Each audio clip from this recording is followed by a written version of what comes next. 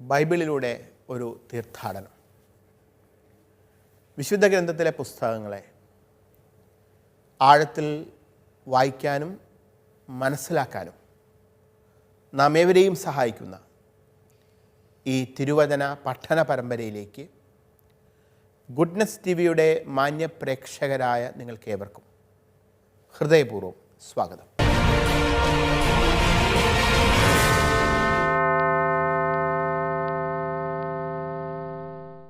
മക്കബായരുടെ ചരിത്രം നമ്മൾ അടുത്ത് അറിയുകയാണ്. മക്കബായരുടെ 1-ാം പുസ്തകത്തിൻ്റെ 9-ാം അധ്യായമാണ് നമ്മളിപ്പോൾ പഠന വിധേയമാക്കിക്കൊണ്ടിരിക്കുന്നത്.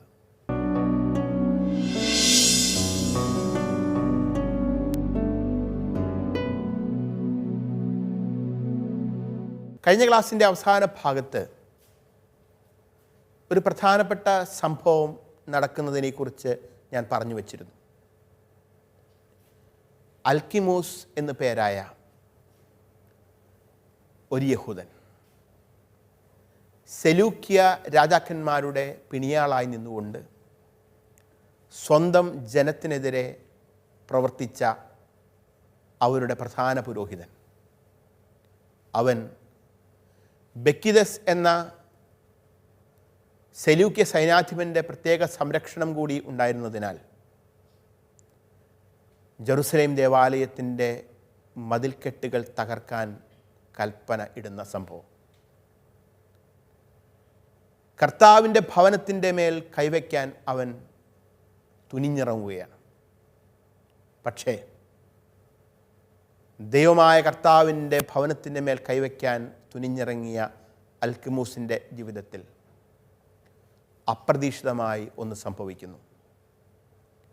അവന് ഒരു കടുത്ത പക്ഷാഘാതമുണ്ടാകുന്നു, ഒരു സ്ട്രോക്ക് ഉണ്ടാകുന്നു. ഈ പക്ഷാഘാതത്തിൻ്റെ ഭാഗമായി അവൻ്റെ സംസാരശേഷി നഷ്ടപ്പെടുന്നു, ചലനശേഷി വളരെയധികം നഷ്ടമാകുന്നു. ഒരു തളർവാദ രോഗിയെപ്പോലെ അവനായിത്തീരുന്നു. പെട്ടെന്ന് സംഭവിക്കുന്ന ഒന്നാണ്, നമുക്കറിയാമല്ലോ. പക്ഷാഘാതം സംഭവിക്കുമ്പോൾ ഇപ്രകാരമാണ്. ദുസ്സഹമായ വേദനയിലൂടെ ഇവൻ കടന്നു പോകുന്നു. ഈ കാര്യം പറഞ്ഞുകൊണ്ട് മക്കബായ ഗ്രന്ഥം നമ്മളോട് ഒരു കാര്യം പറയുന്നുണ്ട്, വായനക്കാരോട്. കർത്താവിൻ്റെ ഭവനത്തിൻ്റെ മേൽ കൈവയ്ക്കാൻ തുനിഞ്ഞവന് സ്വന്തം ഭവനം നടത്തിക്കൊണ്ടു പോകാനുള്ള ശേഷി പോലും ഇല്ലാതായി മാറി.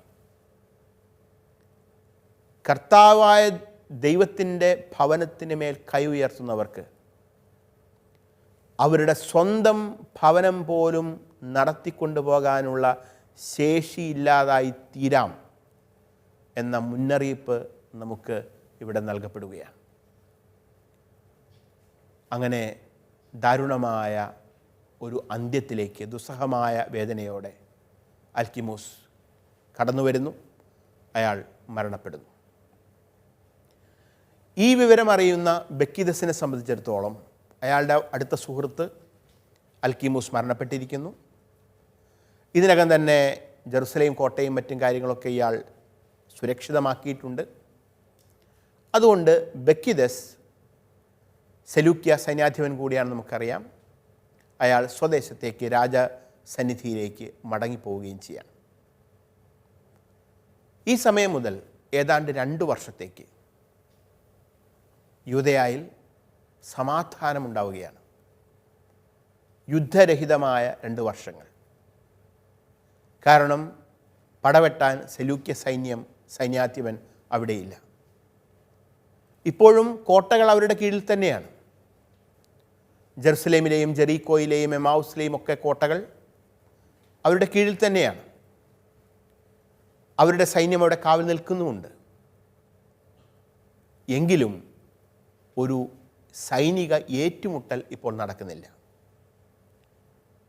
അങ്ങനെ 2 വർഷത്തോളം യൂദയായിൽ സമാധാനം നിലനിന്നത് കാണുമ്പോൾ യഹൂദരിൽ തന്നെ ഉണ്ടായിരുന്ന അധർമ്മികളായ സെലൂക്യരോട് വിധേയത്വം പുലർത്തിയ സെലൂക്യ സൈന്യാധിപന്മാരുടെയും രാജാവിൻ്റെയും ഒക്കെ പ്രീതി പിടിച്ചു പറ്റാൻ വേണ്ടി സ്വന്തം ജനത്തെ ഒറ്റുകൊടുത്ത യഹൂദർ, മക്കബായർ, അധർമ്മികൾ എന്ന് വിളിക്കുന്ന ഒരു വിഭാഗം ആളുകൾക്ക് ഈ സമാധാനകാലം പിടിച്ചില്ല. അതുകൊണ്ട് ഈ സമാധാനകാലത്തിന് അറുതി വരുത്താനും ഈ സമാധാനകാലത്ത് മക്കബായർ നേടിക്കൊണ്ടിരിക്കുന്ന അവരുടെ സൈനികവും സാമൂഹ്യപരവുമായ വിജയങ്ങളെ തകർക്കുന്നതിനു വേണ്ടി ഇവർ ചെറിയ ഉപജാപങ്ങൾ നടത്തുകയാണ്. ആ ഉപജാപങ്ങളുടെ കഥ നമുക്ക് മക്കബായരുടെ 1-ാം പുസ്തകത്തിൻ്റെ 9-ാം അധ്യായം 58 മുതൽ 61 വരെയുള്ള തിരുവചനങ്ങളിൽ വായിക്കാം. സാധിക്കുമെങ്കിൽ എല്ലാവരും ഈ സമയം വിശുദ്ധ ഗ്രന്ഥം ഒന്ന് കയ്യിലെടുക്കുക. നമുക്ക് ഒരുമിച്ച് വായിക്കാം. മക്കബായരുടെ 1-ാം പുസ്തകമാണ് നമ്മൾ വായിക്കുന്നത്. 9-ാം അധ്യായത്തിൻ്റെ 58 മുതൽ 61 വരെയുള്ള തിരുവചനങ്ങൾ. അനന്തരം അധർമ്മികൾ ഗൂഢാലോചന നടത്തി. അവർ പറഞ്ഞു, ജോനാഥാനും കൂട്ടരും ആത്മവിശ്വാസത്തോടെ സമാധാനത്തിൽ കഴിയുന്നു. അതിനാൽ നമുക്ക് ബെക്കിദസിനെ തിരിച്ചു കൊണ്ടുവരാം. ഒറ്റ രാത്രി കൊണ്ട് അവൻ അവരെ എല്ലാവരെയും ബന്ധനസ്ഥരാക്കും. അവർ പോയി അവനുമായി കൂടിയാലോചിച്ചു. വലിയ ഒരു സൈന്യവുമായി പുറപ്പെടാൻ അവൻ ഒരുമ്പെട്ടു. ജോനാഥാനെയും അവൻ്റെ ആളുകളെയും പിടിക്കാൻ ആവശ്യപ്പെട്ടുകൊണ്ട് യൂദയായിലെ തൻ്റെ സഖ്യകക്ഷികൾക്കെല്ലാം അവൻ രഹസ്യ കത്തുകളയച്ചു. പക്ഷേ അവർക്കത് കഴിഞ്ഞില്ല. കാരണം അവരുടെ ഉപജാപങ്ങൾ പുറത്തായി കഴിഞ്ഞിരുന്നു. ജോനാഥാൻ്റെ ആളുകൾ ഈ ഗൂഢാലോചനയ്ക്ക് നേതൃത്വം നൽകിയ സ്ഥലവാസികളിൽ 50ഓളം പേരെ വധിച്ചു. അധർമ്മികൾ ഗൂഢാലോചന നടത്തി. അവർ പറയുകയാണ്, ജോനാഥാനും കൂട്ടരും, മക്കബായർ, അവർ ആത്മവിശ്വാസത്തോടെ യൂദയായിൽ സമാധാനത്തോടെ കഴിയുന്നു. ഈ ആത്മവിശ്വാസത്തോടെയും സമാധാനത്തോടെയും അവർ മുൻപോട്ട് പോയാൽ ഒരുപക്ഷേ യൂദയായുടെ മേലുള്ള ഭരണപരമായ ഒരു ഇടപെടൽ നടത്താൻ ഇവർക്ക് സാധിക്കും. അത് ഏത് വിധേനയും തകർക്കണം. അതുകൊണ്ട് യൂദാദേശത്ത് ഇപ്പോൾ അനുഭവിച്ചുകൊണ്ടിരിക്കുന്ന 2 വർഷമായി അനുഭവിച്ചുകൊണ്ടിരിക്കുന്ന സ്വസ്ഥതയ്ക്ക് അറുതി വരുത്തണം. ഇതിനായി ഇവർ, ഈ അധർമ്മികളായ ആളുകൾ, സെലൂക്യ സൈന്യാധിപനായ ബെക്കിദസിനെ വീണ്ടും പോയി കാണുകയാണ്. അവർക്കൊരു സന്ദേശമാണ് ബെക്കിദസിനോട് പറയാനുള്ളത്. 2 വർഷമായി ഏറ്റുമുട്ടലുകളൊന്നുമില്ലാതെ, യുദ്ധങ്ങളില്ലാതെ സമാധാനത്തിൻ്റെ ഒരു സമയം വന്നിരിക്കുന്നു. ഇക്കാലത്ത് മക്കബായർ ശക്തരായിക്കൊണ്ടിരിക്കുകയാണ്. ജോനാഥാനാണ് അവരുടെ നേതാവ്.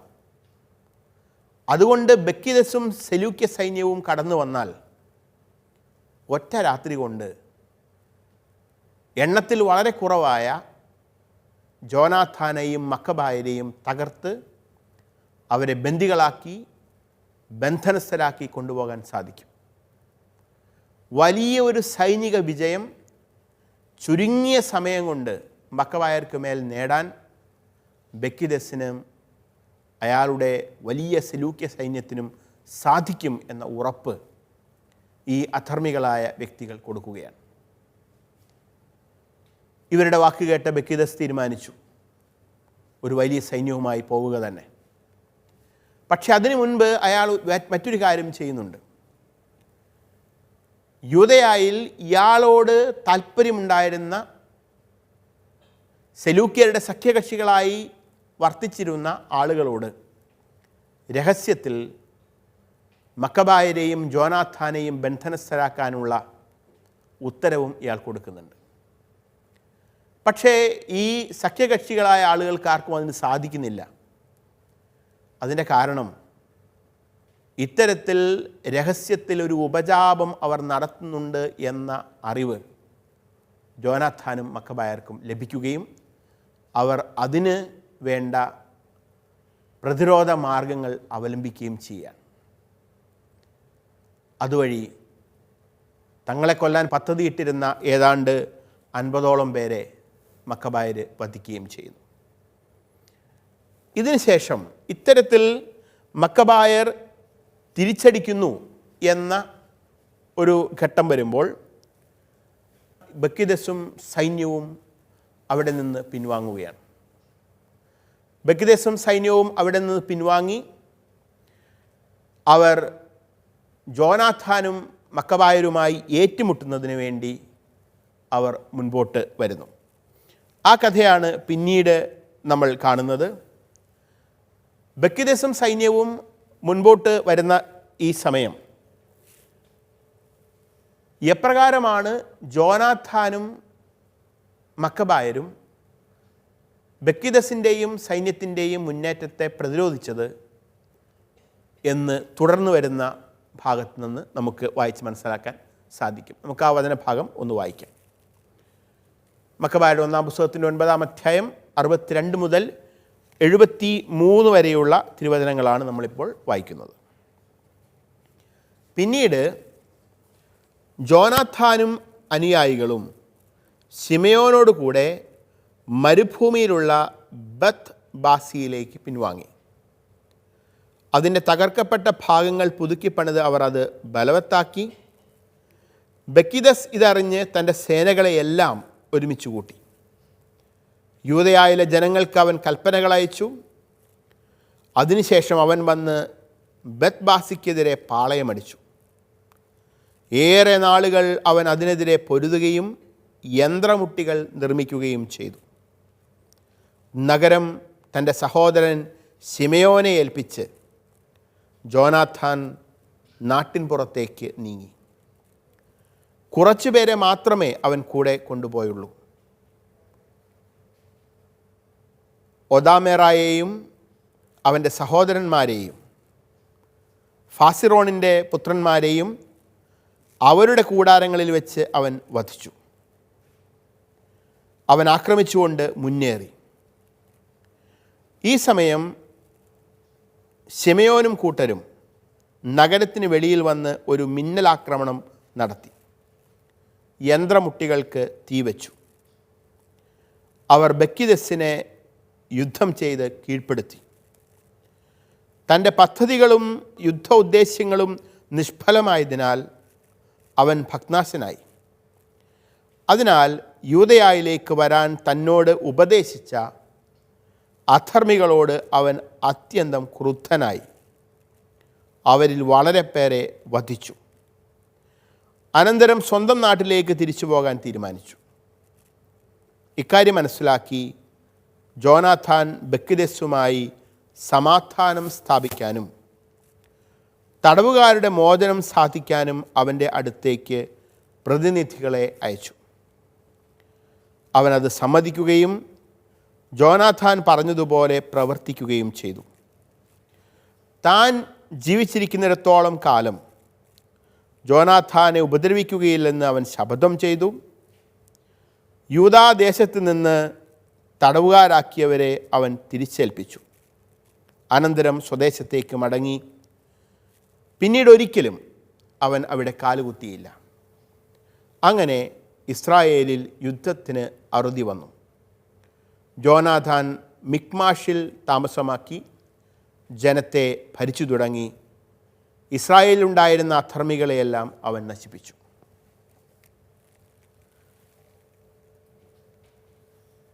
രണ്ട് വർഷക്കാലം യൂദയായിൽ സമാധാനം ഉണ്ടാകുകയും മക്കബായർ ശക്തരാവുകയും ചെയ്തപ്പോൾ അധർമ്മികളായ ആളുകൾ ബക്കിദസിനോട് പറഞ്ഞ കാര്യം ഇതാണ്: നീയും ഒരു വലിയ സൈന്യവും കൂടി വന്നാൽ ഒറ്റ രാത്രി കൊണ്ട് മക്കബായരെ തടവുകാരാക്കി തീർക്കാം, അവരെ തകർത്ത് കളയാൻ സാധിക്കും.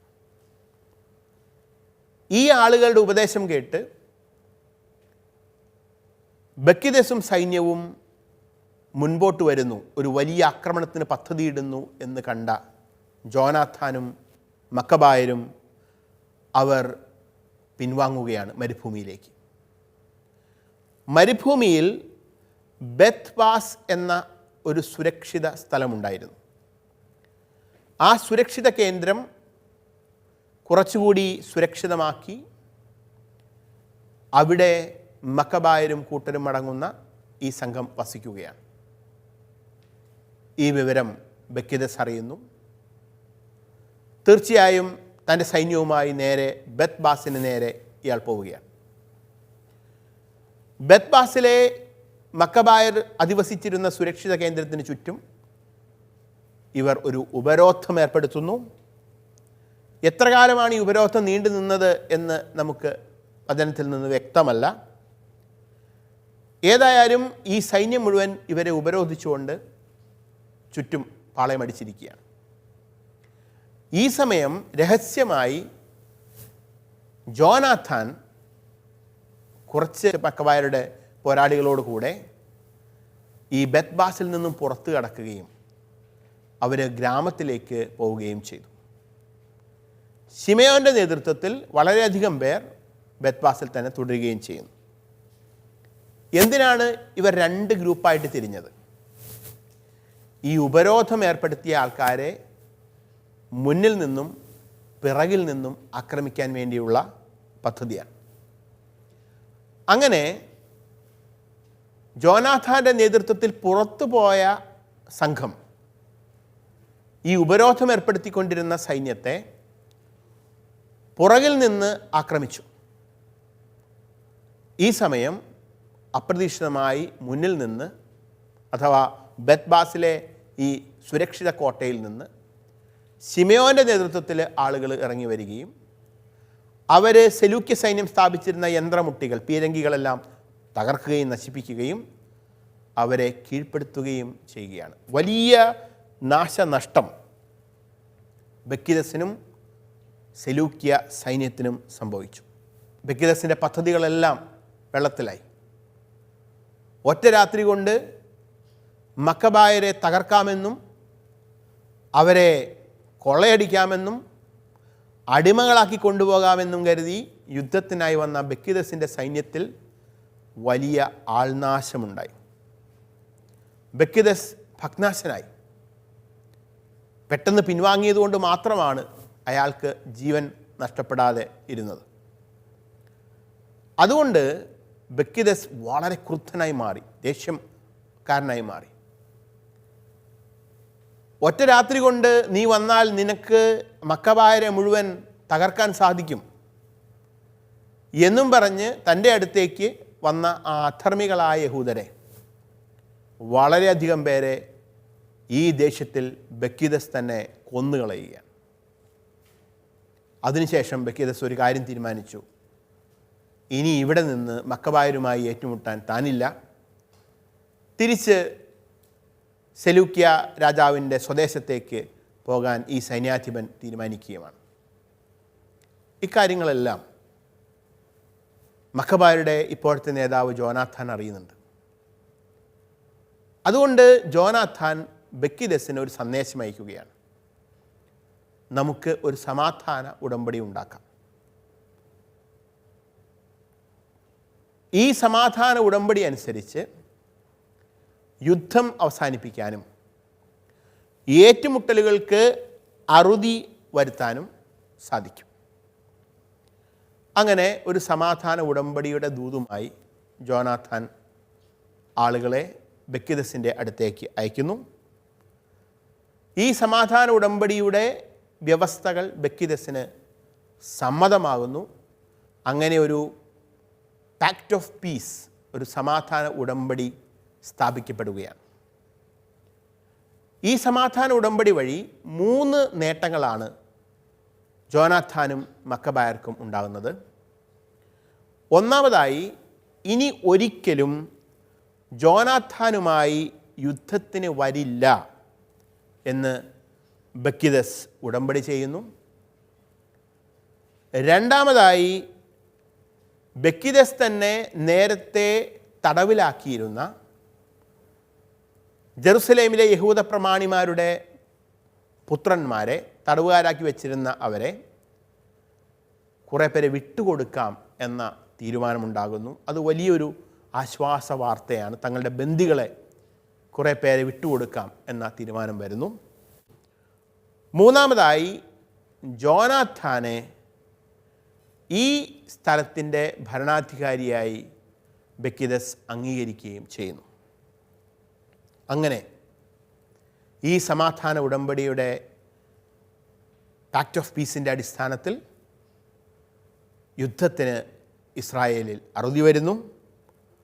ജോനാഥാൻ മിക്മാഷ് എന്ന സ്ഥലം കേന്ദ്രമാക്കി അവിടെ താമസിച്ച് യൂദായിൽ ഭരണം നടത്തുകയും ഇസ്രായേലിലുണ്ടായിരുന്ന അധർമ്മികളെയെല്ലാം നശിപ്പിക്കുകയും ചെയ്യുന്ന ശുഭപര്യവസായിയായ ഒരു രംഗത്തോടെയാണ് 9-ാം അധ്യായം അവസാനിക്കുന്നത്.